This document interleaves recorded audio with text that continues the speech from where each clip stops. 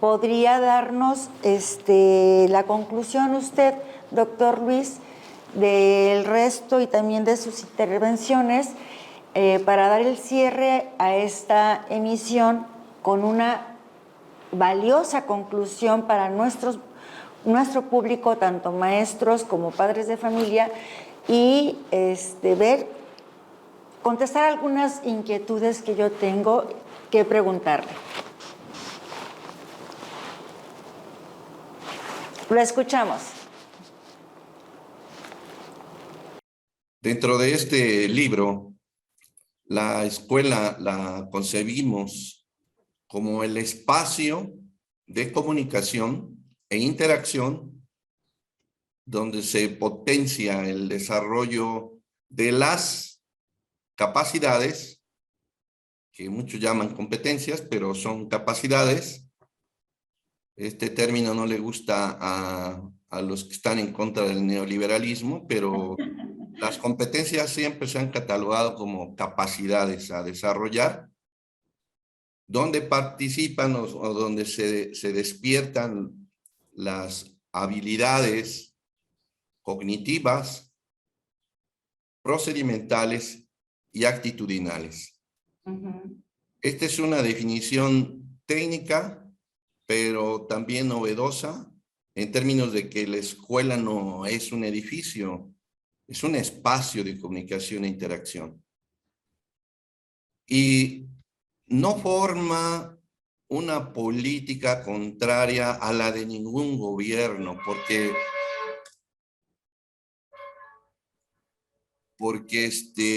en todos los gobiernos las políticas son indicativas, vienen de arriba abajo. El famoso top-down es un esquema de toma de decisiones. Sí. Pero las que busca promover este modelo son de tipo bottom-up, es decir, que surgen de abajo y de dentro de la escuela, acorde con su situación histórico-cultural, que es lo que manejamos en la parte de la didáctica, que muchas veces, la gran mayoría de las veces, las planificaciones educativas no se revisan como tal, sencillamente se reciben para cumplir, pero no hay nadie que le diga al maestro o al docente si la debe mejorar o no, cómo cada una de sus secuencias puede llegar en ese andamiaje que hablaba la doctora Victoria a la meta. Entonces, este punto que tiene que ver con la didáctica es otro de los grandes componentes olvidados, y entonces lo toca el libro como parte de esta holografía o este movimiento holográfico. El trabajo en equipo, como lo mencioné hace rato, se mira desde el punto de vista de la actividad en grupo, que es la que genera gobernanza, y la actividad individual, que va a través de otro de los componentes, que es la formación continua, que le da gobernabilidad a la toma de decisiones, tanto de manera personal, porque al finalmente el jefe toma la última palabra, pero también le da fortaleza al equipo, al grupo. Y esto va haciendo poco a poco la articulación de estos componentes. Quizás habría que mencionar un poco lo que tiene que ver con la parte del clima organizacional, en el sentido de que el clima nada más se habla muchas veces de manera también fractalizada, y si nos piden hacer una campaña contra el bullying, pues lo único que hacemos es traerle a algún expositor de primer calibre y que nos venga a dar una conferencia principalmente a nuestras víctimas de siempre, a los niños y a sus papás. Pero una vez que se van y una vez que termina y vistió a la organización, pues los alumnos siguen viendo que el subdirector le tira al director porque ya quiere ocupar su puesto, que un maestro anda seduciendo a la de primer grado, a la maestra, porque pues, le gusta. Y entonces tenemos acciones que no están cuidadas como clima y que porque estaba fractalizada hacia el bullying, no se está viendo el moving que está dentro de la organización haciendo un cáncer que a la larga o a la postre va a llevar a la ineficacia total. Y esta temática que es el clima también da para largo porque incluye uno de los componentes que varios organismos internacionales han determinado que es uno de los más rentables, que es el material didáctico y colectivo, individual y colectivo, porque ¿quién no recuerda el tiempo de del preescolar, que hasta muy coloridos son los salones, pero conforme se avanza de grado, el material didáctico se pierde, se ausenta, y por lo tanto también pierde significatividad el aprendizaje, ¿no? El otro está en términos de lo que es la infraestructura. No es lo mismo ir a una escuela que está llena de grafitis, sus baños parecen hotline, ¿verdad? Y, y está el pasto seco crecido.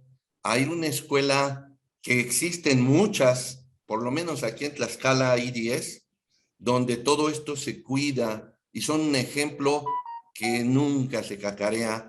Y aquí es donde entra el otro componente, que es el reconocimiento, que en algún momento, cuando se inventaron las medallas Altamirano y Rafael Ramírez, se pensaba en arraigar a los docentes en las comunidades más alejadas para que hubiese un maestro llevando el alfabeto hasta el último rincón del país.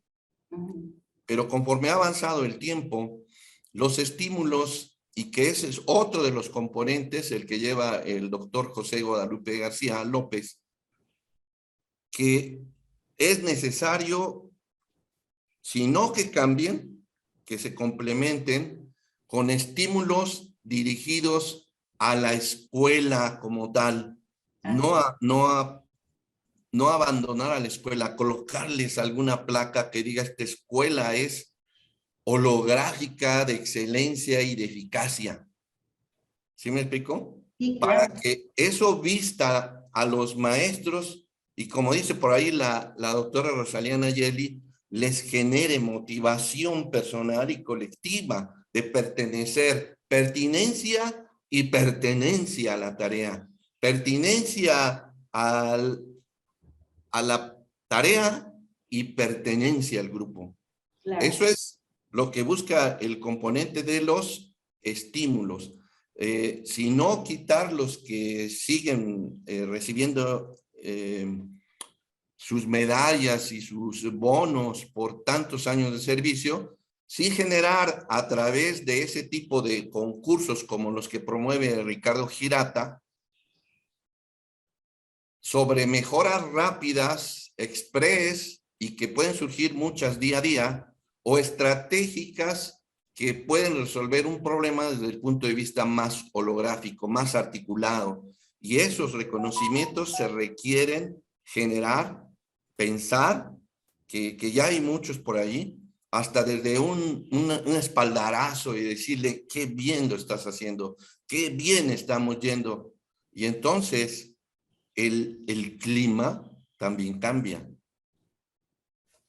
Justo, doctor, usted me ganó el concepto, lo mencionó hace un momento.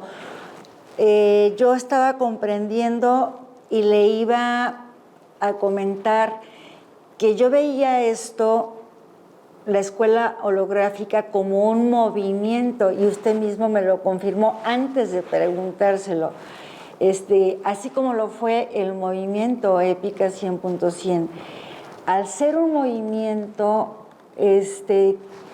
una pregunta que me lleva a la otra pregunta y que la pueden contestar en una parte.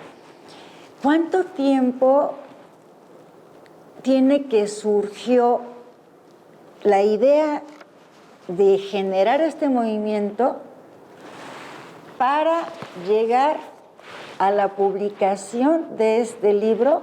¿Cuánto tiempo se llevó este episodio? Y ahora, ya una vez emprendido este movimiento, ¿qué sigue? ¿Qué sigue? ¿Cuál es el próximo paso y el alcance que esperan? Ok. El tema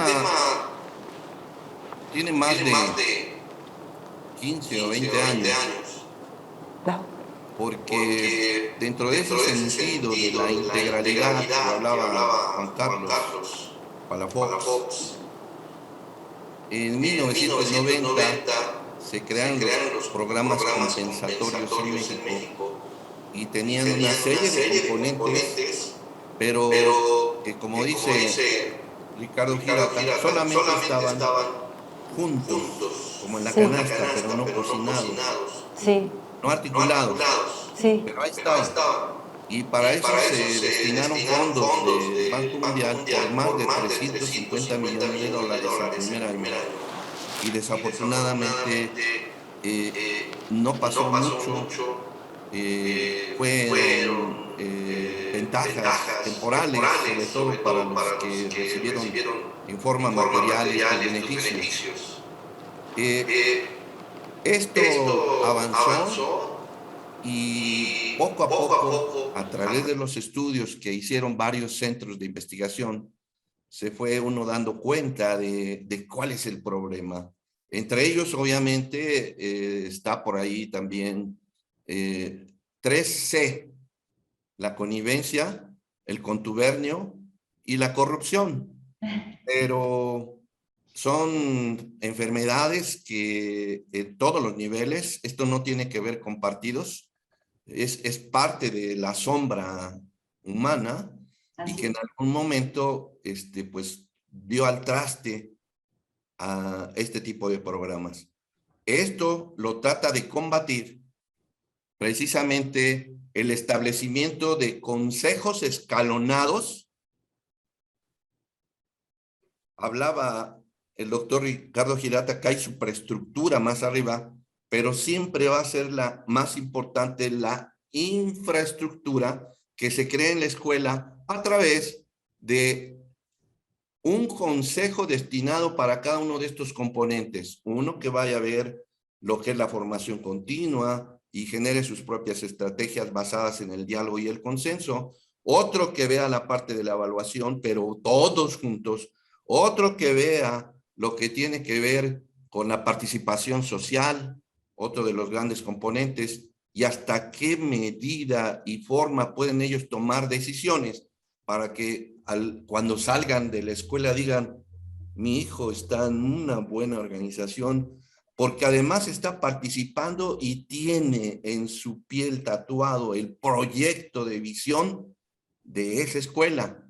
Claro. Está ahí la participación social. Y estos consejos escalonados no es más que la sabiduría viendo lo que ha hecho la ciencia terrestre, la gran investigación que ya existe, diría Juan Carlos, pero poniéndola a utilizar dentro del seno de cada consejo.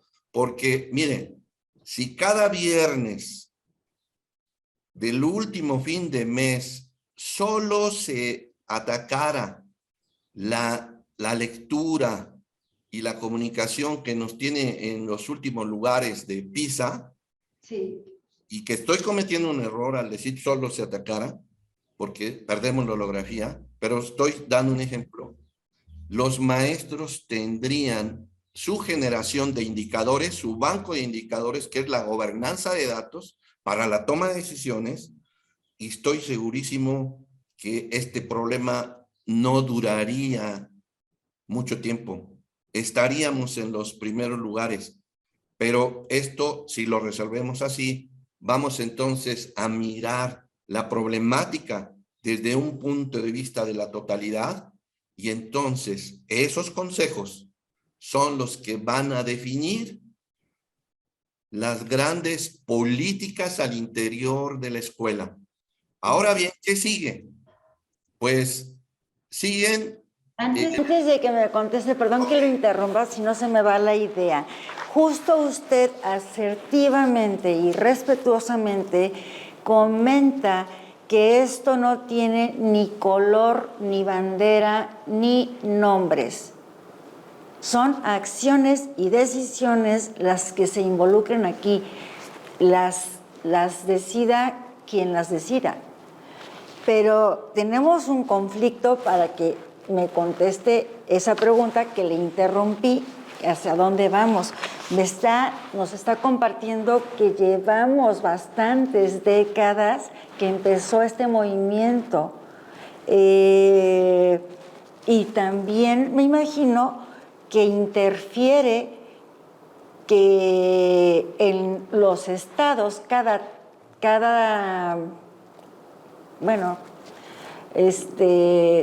en los municipios, cada 3 años cambian dirigentes y colores de banderas, con visiones totalmente diferentes. Y en los gobiernos y a nivel nacional cada 6 años.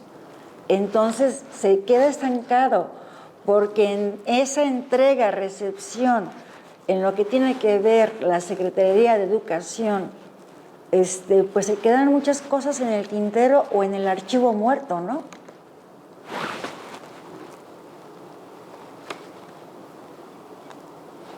Una tristeza que en los municipios pase eso, pero por muchas situaciones siempre los municipios han estado alejados de la escuela, cuando quienes deberían de jalarlos son los directores, claro, con sus proyectos de visión y contagiarlos para que se unan, no solamente ellos, sino hasta las posibles organizaciones que estén dentro del área de jurisdicción de la escuela, para invitarlas a que ellos sean copartícipes del proyecto. De hecho, y lo sabe muy bien el doctor Hirata, en Japón hay una ley que obliga a las empresas a que se incorporen a los proyectos de escuela, y eso es algo muy importante y que no ocurre aquí. Sin embargo, si una presidencia municipal, como hasta la fecha ocurre, no quiere participar porque no se le convida la idea, pues yo creo que los maestros pueden hacer mucho. Hay ejemplos muy importantes como la Escuela 20 de Noviembre aquí en Tlaxcala, que es una escuela muy rural y que tiene una certificación en ecología, donde sus auditorías, cuando llegan y le revisan y tienen 3 papelitos en todo el campus, les hacen una observación, y cuando uno llega a la escuela, empieza uno a ver una escuela como si fuera el paraíso, pero creada por maestros rurales, comprometidos en una visión y en una visión. Eso no existe todavía en forma estandarizada, y eso es lo que trata de buscar la escuela holográfica, como un cambio desde adentro y desde abajo, con otra mentalidad. Para concluir, doctor Luis, ¿hacia dónde vamos? ¿Está conformado una tipo organización, asociación, cómo llamarle, que cada vez se sumen más a este movimiento, o no hay fundamentado formalmente este organismo o asociación? Desafortunadamente no existe, se está tratando de sembrar la idea. Primero, que alguien pues tome conciencia de lo que es la escuela holográfica como modelo, que no tiene nada en contra ni con la nueva escuela mexicana, sino ser como la otra tapa de la torta. La de arriba es la nueva escuela mexicana, pero la de abajo... Con las ideas y las aportaciones para mejorar la educación.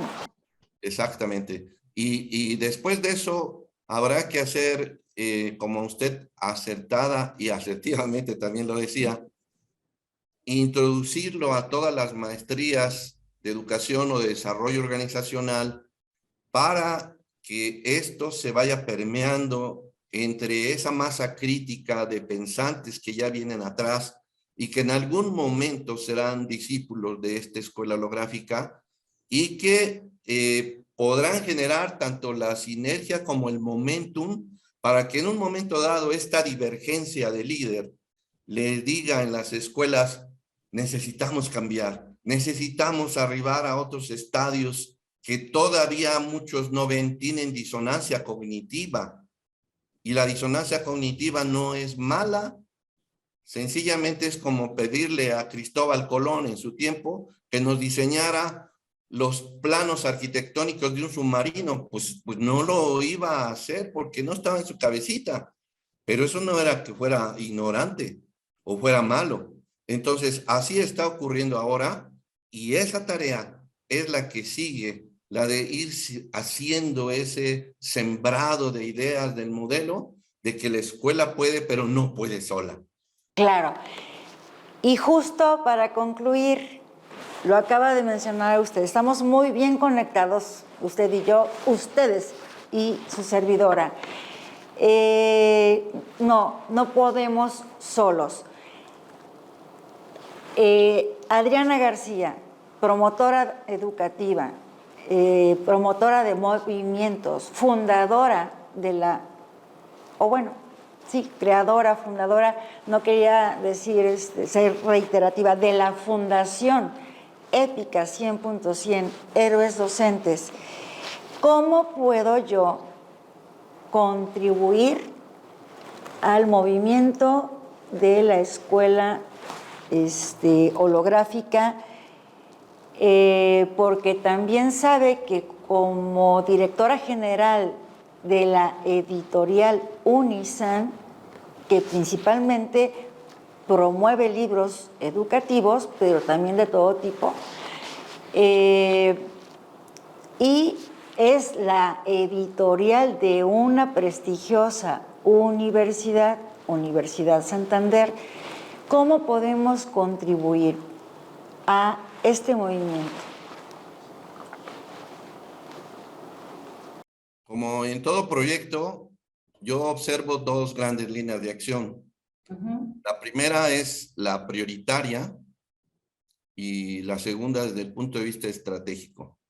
La prioritaria creo que ya la enarboló usted, haciendo que este tipo de programas que van a ser en serie, y quizás sean más de 10, porque hay algunos componentes que si bien no están dentro del esquema de Coleman, son muy importantes, y ese es el primer paso, y el poder inducir esto en la parte de sus maestrías, porque el libro puede ser un libro de texto básico, fundamental, y que además estas maestrías, teniendo a estos maestros internacionales como Hirata, o sea, él viene de Ishikawa mismo, de Imaizumi, su segundo maestro, o de Juan Carlos, que no sale de la UNESCO de por allá, pues se verían encantados los alumnos de cualquier lugar del país o internacionalmente hablando, de tenerlos consigo. Y el paso que tiene que ver con la parte estratégica es precisamente tomar la bandera de la mejora continua desde la perspectiva de la totalidad, creando una estrategia, un foro donde las escuelas que se puedan ir creando con este tipo de modelo lleguen a decir y a expresar cómo le hicieron en foros, porque para ellos será su verdad absoluta y más verdadera, y que creará esa sinergia, creará el que otras digan: no, pues nosotros podemos hacer eso, ¿verdad que sí? Sí, pues vamos. Y entonces, a través de este esquema de crear este tipo de organización que promueva de la mano con una que ya tiene Hirata, que durante 30 años ha impulsado a muchísimas empresas, a tener altas sumas millonarias de rentabilidad. Y no hay que confundir esto con los esquemas neoliberales de que, es que las empresas no deben de meterse. No, precisamente, él lo sabe muy bien, hay que hacer un movimiento netamente pedagógico, pero si en la empresa te piden que entre un peso para tenerlo como productividad, aquí te vamos a pedir que por lo menos el equivalente a un peso, en términos de lo que es calidad y excelencia, entren hoy a la escuela, hoy mismo, y cómo lo evidenciamos a través de indicadores o a través de esta evaluación holográfica. Estamos hablando de dos paradigmas totalmente distintos, pero separados. Una cosa es la productividad de las empresas, pero otra es el desempeño de una organización escolar. Pues como cierre, doctor Luis, me comprometo a sumarme a este movimiento mediante dos vías. La primera, mediante la Fundación Épica 100.100 Héroes Docentes, porque justamente incorporar recursos a la fundación, que ya lo estamos trabajando, nos está costando mucho trabajo, porque el tema de las fundaciones está muy restringido por la Secretaría, por Segov, porque se han fundado bastantes para fines no buenos. Pero esta fundación tiene fines muy loables, que es velar por los dadores de educación, que se entregan con su vocación y se preparan constantemente porque la sociedad y los pensamientos de las nuevas generaciones están revolucionados, cambian a una velocidad veloz. Entonces, mediante la fundación, en cuanto la Secretaría de Gobernación nos permita abrir esa cuenta para generar fondos, la cuenta bancaria, ya sabe que todos los recursos serán analizados con un consejo que vea las necesidades y ver con cuánto se cuenta y cuánto destinar y a quiénes destinarlos. Entonces me comprometo que en cuanto me liberen la cuenta de banco, hacer la campaña para generar y promover recursos, y aquí el movimiento Escuela Holográfica estará en primera fila, porque sé que aportará muchísimo a la educación de nuestro país.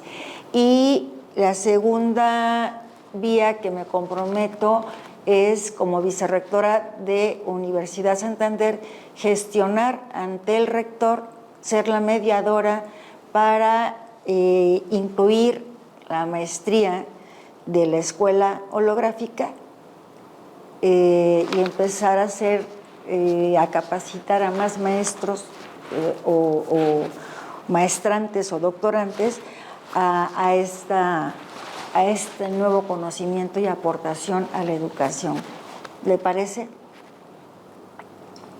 Me parece la mejor idea que he escuchado esta mañana. Súper excelente el planteamiento. Y no se trata solamente de hacer un libro bestseller, sino hacer un bestseller del esquema y el modelo que subyace al libro y que pueda ingresar a los corazones tanto de los docentes, que son el núcleo central de ustedes y de todos nosotros, y en los corazones de esos niños, que vean que las cosas, así le llamo yo a las realidades cercanas, están impactándole a esos niños de una manera distinta, porque hasta ellos mismos son co-creadores de un nuevo modelo de la escuela. Le agradezco mucho, doctor Luis, cuente con ello. Y yo sumaría, no llegar a los corazones, no solo llegar a los corazones de los docentes, porque créame, y usted lo sabe que vive ahí, que muchos maestros, la mayoría de ellos, tienen el corazón puesto en la educación.